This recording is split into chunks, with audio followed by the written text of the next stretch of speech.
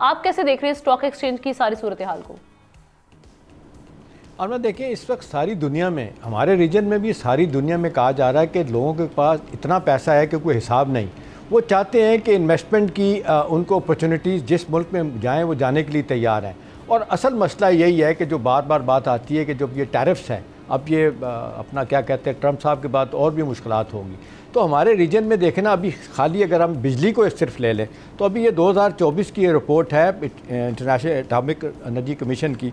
वो कहती है कि भारत में 6.3 सेंट के ऊपर पर अपना बिजली मिल रही है फ़ी किलोवाट, चीन में 7.7 सेंट पे, यूरोपियन यूनिट में 11.5 सेंट पे और पाकिस्तान में 13.5 सेंट पे ये मिल रही है बिजली, और भारत और बांग्लादेश से आज भी ज़्यादा है। देखिए हम ना, ये मेजर एक चीज़ है बिजली। देखिए ना, बिजली और गैस की फराहमी अगर अपने इंडस्ट्री को देते हैं, चनाय साहब ठीक कह रहे हैं। देखिए बात है कि ये लोगों का एतमाद हासिल करना, हुकूमती पॉलिसी पे एतमाद का ज़्यादा से ज़्यादा आएगा जब, तो फिर लोग इन्वेस्टर हमारे मुल्क में आएंगे। और दूसरी बात है कि बाय द वे नेपरा ने नोटिफिकेशन इशू कर दिया, और ये अमेजन में रखना चाहिए हम ना, ये 3 माह के लिए है।